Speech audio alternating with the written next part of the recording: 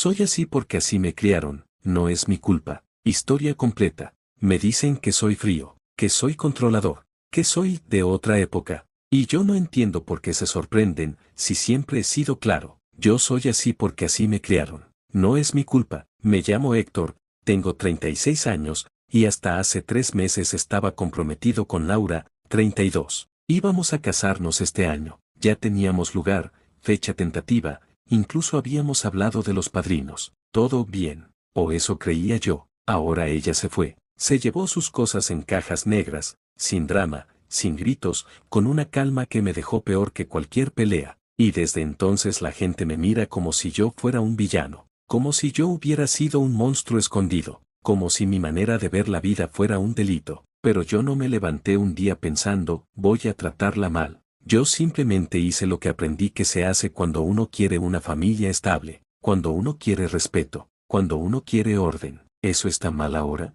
Crecí en una casa donde había reglas. Y no lo digo como algo traumático, lo digo como algo normal. Mi papá era de los que creían que el mundo se sostiene con disciplina. Mi mamá era de las que creían que la mujer es el centro del hogar, no como esclava, como pilar. Mi papá trabajaba, mi mamá administraba. Él decidía lo importante, ella hacía que todo funcionara. Y funcionaba. Nunca faltó nada. Nunca hubo escándalos. No hubo divorcios. En mi familia las cosas eran claras. Un hombre protege, provee, lidera. Una mujer cuida, apoya, mantiene la casa en equilibrio. Cada quien con su rol, cada quien con su responsabilidad. Yo no lo veía como opresión, lo veía como estructura. Por eso, cuando conocí a Laura, me gustó por muchas razones, pero sobre todo porque al inicio parecía entender eso. Era tranquila, educada, tenía valores, o al menos eso pensé. Estudió administración, trabajaba en una empresa de eventos. Tenía carácter,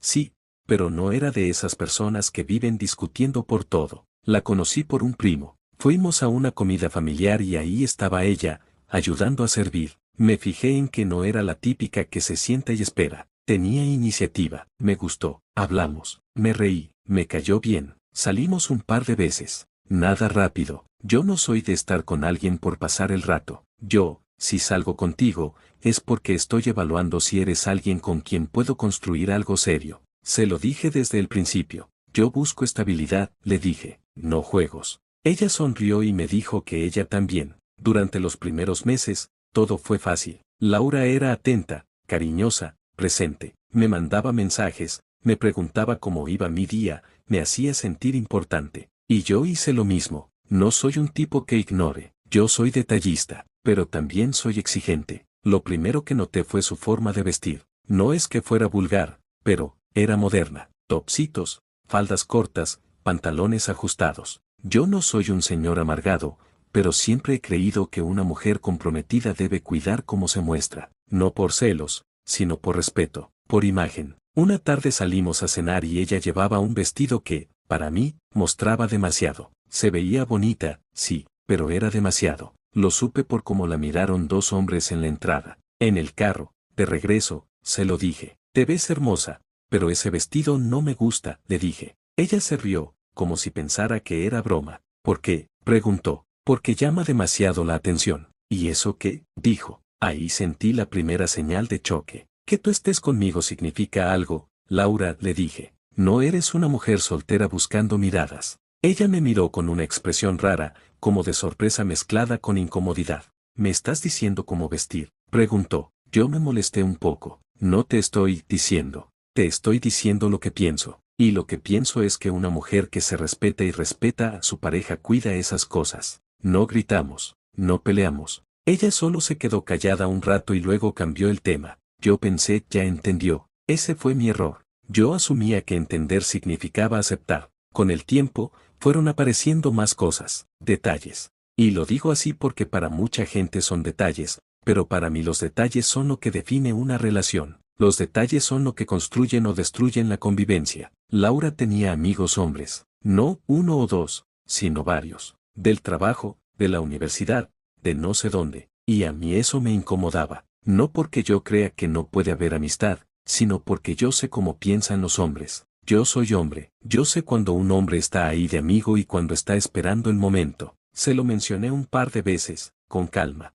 No me gusta que te escriban a altas horas, le dije una noche. Es mi amigo Diego, está pasando por una ruptura, respondió ella. ¿Y por qué tiene que apoyarse en ti? Pregunté. ¿No tiene otros amigos? Laura suspiró como si yo fuera un niño. Héctor, es una conversación, nada más. Esa frase me empezó a enfadar, nada más. Como si uno tuviera que esperar a que pase algo para reaccionar. Yo no soy así, yo creo en prevenir. Le dije algo que, en mi cabeza, era lógico. Si estás conmigo, yo debería ser tu prioridad. Y ella me contestó, tú eres mi pareja, no mi dueño. Esa palabra, dueño, me cayó como una bofetada. Yo no quería ser su dueño, yo quería respeto. Pero entendí algo, Laura venía con ideas modernas. Ideas de libertad, de independencia, de nadie me dice qué hacer. Y yo venía con ideas de familia, compromiso, estructura. Seguimos adelante porque, a pesar de esos choques, ella me gustaba. Y yo creí que con el tiempo, con el compromiso, esas cosas se alinean. Porque cuando una mujer ama de verdad, entiende que no puede vivir como soltera. Así lo veía yo. Cuando nos fuimos a vivir juntos, todo se intensificó. No porque yo cambiara, sino porque la convivencia saca lo real. Ahí ya no hay citas bonitas, ahí hay rutinas, roles, responsabilidades. Yo trabajo como supervisor en una empresa de seguridad. Turnos largos, presión, gente a cargo. Yo llegaba cansado. No quería llegar a una casa donde todo fuera caos. Para mí el hogar es descanso. Laura seguía con su trabajo de eventos, horarios variables, a veces llegaba tarde por montajes, a veces salía temprano. Y había días donde la casa era un desastre. Platos, ropa, cosas tiradas. Para mí, eso no es solo desorden. Eso es falta de cuidado. Una noche llegué y la cocina estaba llena de cosas. Ella estaba en el sofá viendo series. Laura, ¿qué es esto? Pregunté. Estoy cansada. Héctor, me dijo. Lo hago mañana. Esa frase, otra vez, mañana. Yo respiré hondo. Mañana no existe en una casa, le dije. Una casa se mantiene al día. Ella se incorporó, molesta. Entonces hazlo tú si tanto te molesta, dijo. Y ahí fue cuando mi paciencia se tensó. Yo trabajo todo el día para que no te falte nada, le respondí. Lo mínimo es que el hogar esté en orden. Laura me miró como si acabara de descubrir algo feo de mí. ¿Estás diciendo que porque trabajas, yo soy la que tiene que limpiar? Preguntó. Estoy diciendo que cada quien tiene responsabilidades, le dije. Tú también trabajas, sí, pero tus horarios son distintos. Y además, una mujer que quiere formar un hogar entiende que esto es parte de su rol. Ella se levantó del sofá. Mi rol, repitió, con ironía. ¿En qué siglo vives? Esa discusión duró horas. No gritos, pero sí tensión. Ella decía que yo era machista. Yo decía que ella era desordenada e irresponsable. Ella decía que no era mi empleada. Yo decía que yo no quería una compañera de cuarto, quería una esposa. Al final, ella limpió, pero no por acuerdo, por agotamiento. Y yo, en lugar de ver esa señal como alarma, la vi como ajuste. Porque yo crecí viendo eso, cuando hay un conflicto, alguien cede por el bien del hogar. Mi mamá cedía mucho. Y yo siempre lo vi como amor, no como sometimiento. Para mí, el amor implica ceder. Pero Laura no quería ceder. Laura quería negociar. Y yo detesto negociar en cosas básicas. Hay cosas que no deberían negociarse. Respeto, fidelidad, orden, prioridades. Luego vino el tema de las salidas. Laura era de salir con sus amigas. Y no lo digo como si fuera pecado. Pero a mí me gusta que una pareja tenga rutinas juntos. Que se construya hogar. Que no parezca que cada quien vive su vida. Ella quería irse a cenar con amigas un viernes. Yo le dije que ya habíamos quedado en ver una película juntos. Podemos verla otro día, me dijo. Otra vez, otro día.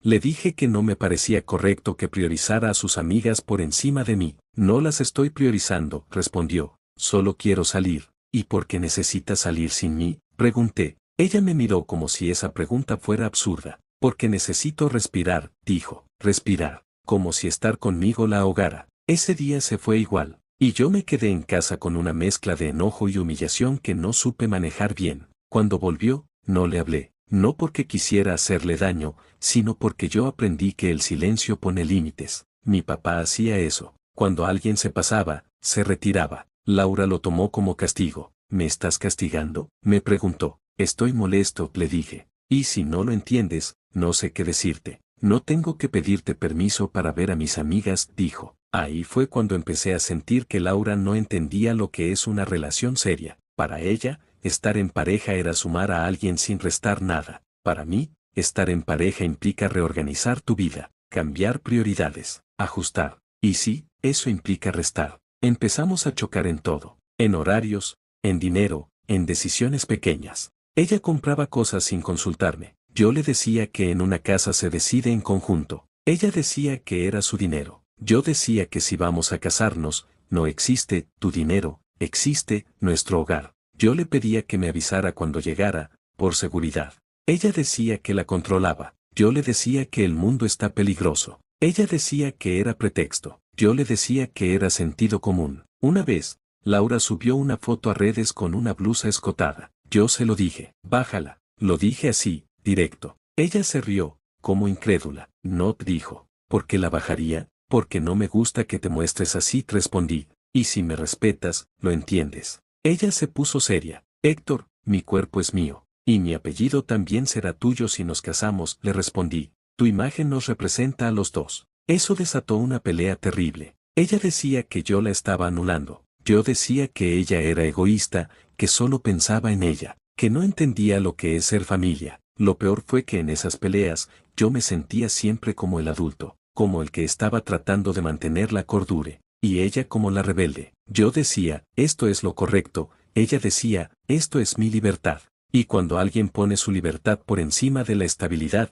para mí, hay un problema. El compromiso se volvió una especie de trampa. Yo le propuse matrimonio porque creí que eso cerraría el círculo, que al formalizar, ella entendería que ya no era una vida de soltera. Cuando le di el anillo, lloró, me dijo que sí, me abrazó. Yo sentí paz por primera vez en meses. Duró poco, porque 2 semanas después, volvió a salir el tema de sus amigos hombres. Uno de ellos, Diego, le había escrito otra vez. Yo vi el mensaje en su pantalla mientras ella respondía. ¿Otra vez él? Pregunté. Sí, está mal, dijo. ¿Y por qué te busca tanto? Insistí. Porque soy su amiga, respondió. Laura, eso no es normal, le dije. Un hombre no busca tanto a una mujer comprometida si no quiere algo. Ella se cansó. No voy a dejar de hablar con mis amigos porque tú tengas inseguridades, dijo. Y ahí, por primera vez, me salió algo más duro. No son inseguridades, es respeto. Ella se quedó callada un momento, luego me dijo, ¿te escuchas? Todo para ti es respeto. Respeto es hacer lo que tú quieres.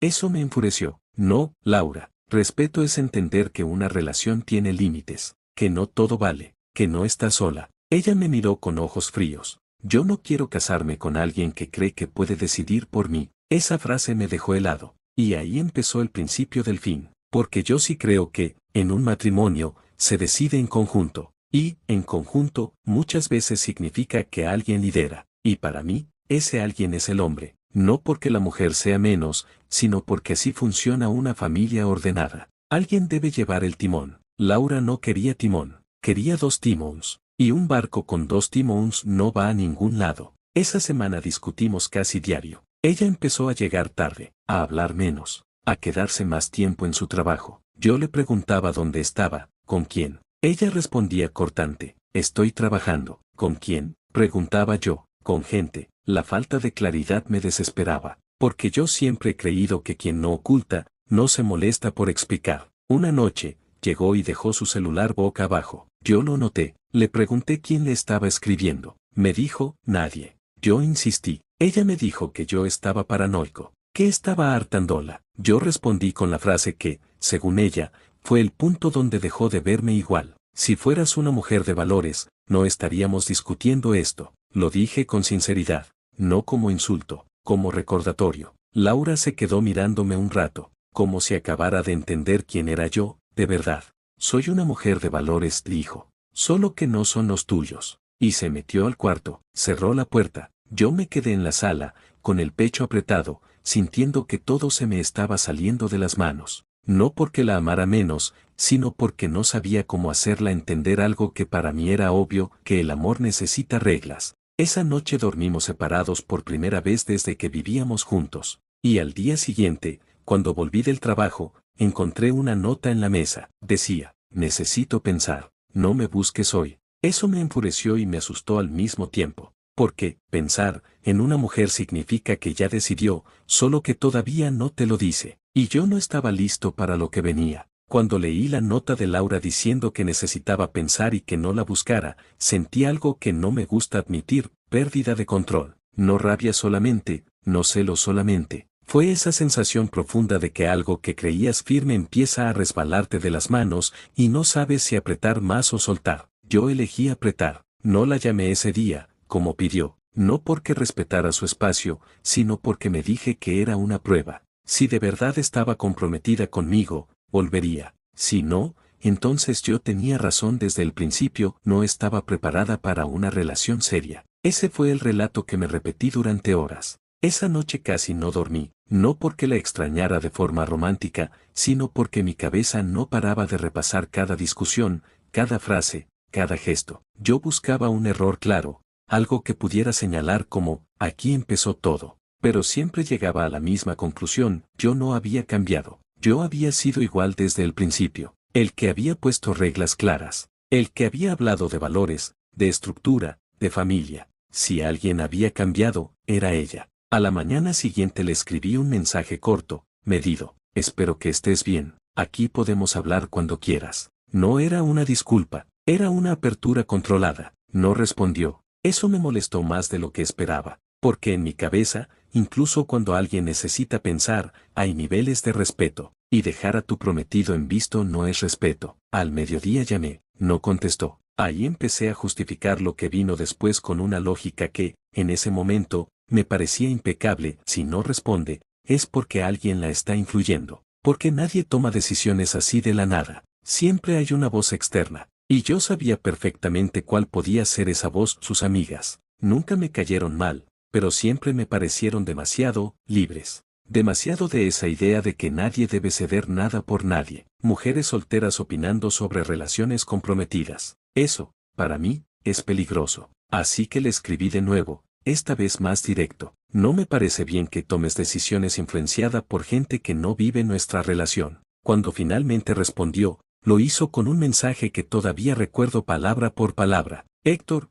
no me escribas así. Nadie me está influenciando. Estoy pensando por mí. Y eso también es parte del respeto que dices exigir. Esa frase me descolocó, porque usó mi propia palabra contra mí. Durante los días siguientes, Laura se quedó en casa de una amiga. Yo lo sabía porque lo había visto en redes, aunque ella no me lo dijo directamente. Esa omisión me pareció una provocación. Yo me decía, si no hay nada que ocultar, ¿por qué no me lo dice? Y así, cada silencio suyo se convertía en una confirmación de mis sospechas. Cuando volvió a casa para recoger más cosas, intenté hablar con ella, no para discutir, sino para aclarar. Eso creía yo. Tenemos que sentarnos como adultos, le dije. No puedes simplemente irte así. Ella estaba tranquila, demasiado tranquila. Eso me puso nervioso. Sí puedo, respondió. Y de hecho, eso es lo que me hizo darme cuenta de algo. ¿De qué? Pregunté. De que llevo mucho tiempo justificando cosas que me hacen sentir pequeña. Ahí fue cuando empecé a perder la paciencia. ¿Pequeña? Repetí.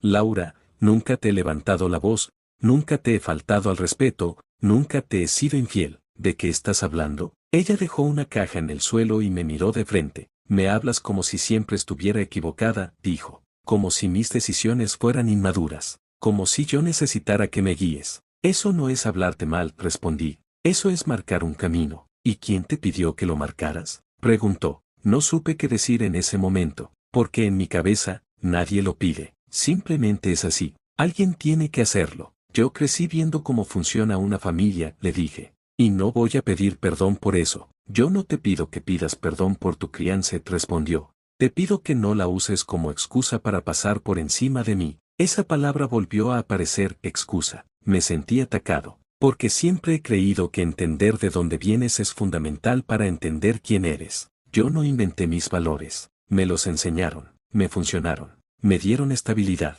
¿Por qué tendría que cuestionarlos ahora? Esto es lo que soy, le dije. No voy a cambiar mi forma de pensar porque ahora esté de moda que todo sea negociable. Laura respiró hondo. Entonces esto no tiene arreglo, dijo. Esas palabras me golpearon más fuerte de lo que esperaba, porque yo siempre pensé que ella se adaptaría, que al final entendería, que el compromiso implica ceder, pero esta vez, la que no quería ceder era ella. ¿De verdad vas a tirar todo por la borda por estas ideas? Pregunté. ¿Por no querer aceptar límites? No respondió. Voy a irme porque tus límites me borran. Ese fue el momento exacto en el que algo se rompió. No grité, no lloré, me cerré. Haz lo que quieras, le dije. Pero no digas después que no te advertí. Ella me miró con tristeza, no con culpa. Eso es lo que más me duele, dijo. Que siempre hablas como si fueras el único que ve claro. Se fue con 2 cajas más. Cerró la puerta sin hacer ruido. Durante semanas, no hablamos. Yo seguía convencido de que estaba exagerando,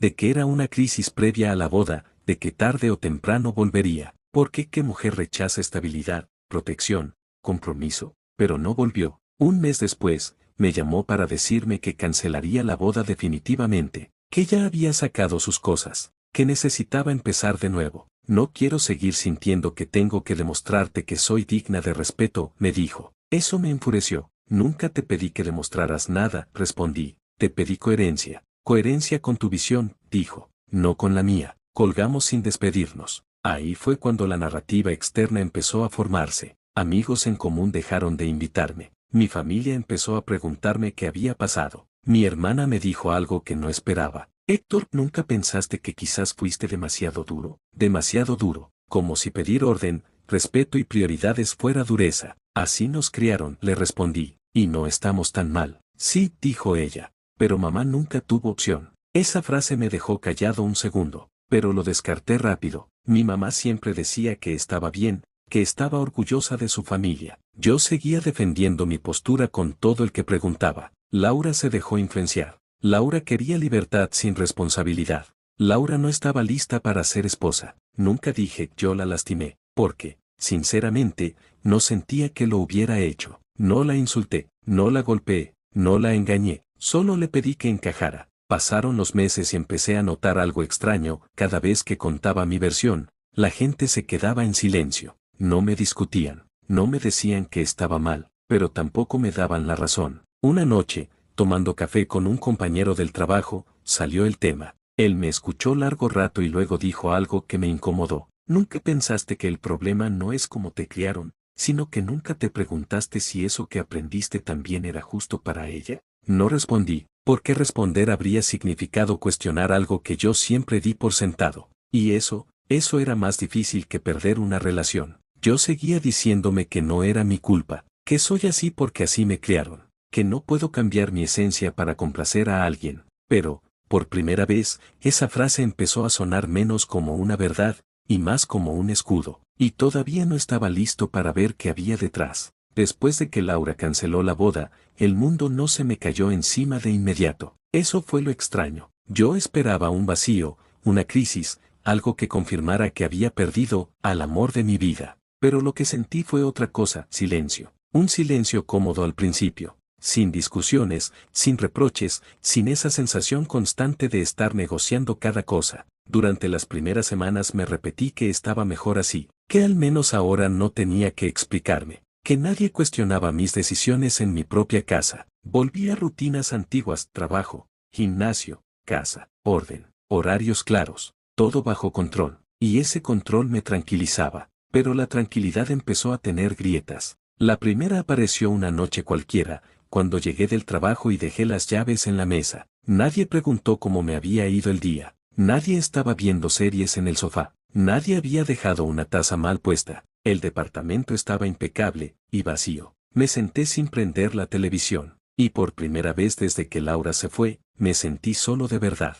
No abandonado, solo. Intenté distraerme. Llamé a un amigo. Hablamos de fútbol, de trabajo, de cosas superficiales. Evitamos el tema. Cuando colgué, el silencio volvió. Ahí empecé a pensar en Laura no como la mujer que no entendió mis valores, sino como la persona concreta que había estado ahí durante 2 años. Recordé cosas pequeñas que antes no me parecían importantes, como se reía cuando algo le daba pena, cómo hablaba con las manos cuando se emocionaba, como siempre intentaba suavizar las discusiones antes de que se volvieran peleas. Y me di cuenta de algo incómodo. Yo nunca intenté suavizar nada. Yo siempre tensaba. Siempre llevaba las conversaciones a un terreno donde alguien tenía que ganar. Las semanas pasaron y empezaron a llegar preguntas que yo había evitado. ¿Por qué siempre tenía que ser mi forma? ¿Por qué respeto significaba que el otro se adaptara a mí? ¿Por qué mi incomodidad era una urgencia y la de ella, una exageración? Intenté responderme con lo de siempre, crianza, tradición, valores. Pero esas palabras empezaron a sentirse insuficientes, porque explicaban el origen, sí, pero no justificaban el impacto. Un domingo fui a ver a mis padres. Comimos juntos. Mi mamá me sirvió el plato como siempre. Mi papá habló del trabajo. Todo parecía igual que cuando yo era niño. Y por primera vez, vi esa escena con otros ojos. Mi mamá casi no habló durante la comida. Asentía. Sonreía cuando correspondía. Mi papá tomaba decisiones incluso sobre cosas pequeñas, a qué horas se levantaban, qué programa se veía, cuando se salía. No lo hacía gritando, lo hacía como algo natural. Y entendí algo que nunca había querido ver. Yo llamé orden a lo que en realidad era costumbre. Costumbre de que uno decide y el otro se acomoda. Después de comer, me quedé a solas con mi mamá en la cocina. Ella estaba lavando platos. Yo la miré un rato antes de hablar. ¿Fuiste feliz?, le pregunté, de repente. Ella se sorprendió. Claro, respondió. ¿Por qué preguntas? Con papá, aclaré. Mi mamá se quedó en silencio unos segundos. No muchos, lo suficientes. Fuimos un buen equipo, dijo. Cada quien hizo lo que tenía que hacer. No fue una respuesta entusiasta. Fue correcta, funcional. ¿Nunca quisiste algo distinto?, insistí. Ella me miró con una mezcla rara de orgullo y tristeza. Uno no piensa en eso cuando las cosas funcionan, dijo. Uno se adapta. Esa palabra se me quedó clavada. Adaptarse. Laura no quiso adaptarse. Yo esperaba que lo hiciera. Volví a casa con la cabeza llena de ruido. Esa noche soñé con Laura por primera vez. No discutíamos, no llorábamos. Estábamos sentados en silencio, mirándonos. Y en el sueño, yo quería decir algo, pero no sabía qué. Desperté con una sensación amarga. Pasaron los meses y empecé a notar un patrón. Cada vez que intentaba salir con alguien nuevo, todo se rompía rápido, no porque discutiera, sino porque yo mismo me escuchaba decir cosas que antes me parecían normales,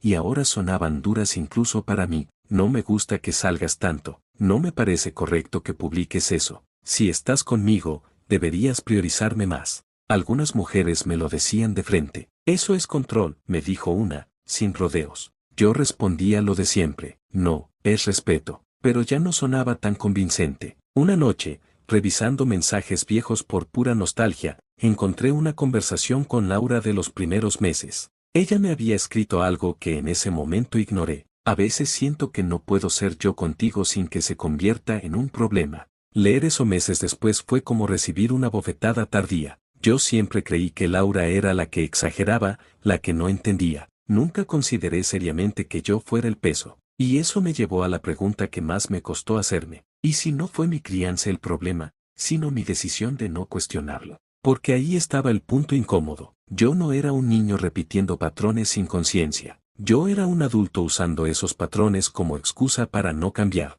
Soy así porque así me criaron. Esa frase, que yo repetí con orgullo, empezó a sonar como una coartada. No fui a terapia de inmediato, no porque no creyera en ella, sino porque tenía miedo de lo que encontraría. Miedo de que alguien me dijera que lo que yo llamé valores, otros lo viven como jaula. Pero un día, después de una discusión absurda con una mujer que apenas estaba conociendo, pedí cita. No fue una sesión reveladora de película, fue incómoda, lenta, llenísima de silencios. El terapeuta me escuchó hablar de orden, de roles, de respeto, y luego me preguntó algo simple. ¿Qué pasa cuando alguien no encaja en ese orden? Respondí sin pensar. Se desestabiliza la relación. ¿Y quién decide el orden?, preguntó. Ahí me quedé callado, porque siempre fui yo. Me costó meses aceptar algo que va contra todo lo que creí durante años. No todo lo que es tradición es justo, y no todo lo que es firme es correcto. Entendí que usé la idea de valores para evitar conversaciones incómodas.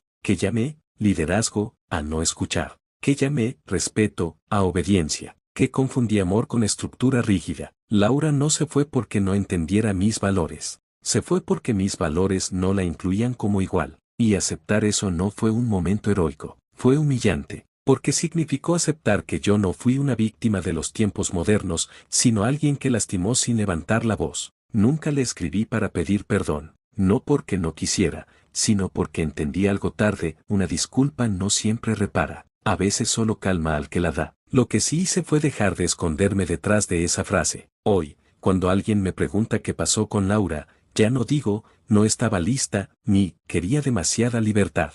Digo algo mucho más difícil. Yo no supe amar sin imponer, y todavía me cuesta. Sigo teniendo ideas firmes. Sigo creyendo en compromiso, en familia, en responsabilidad.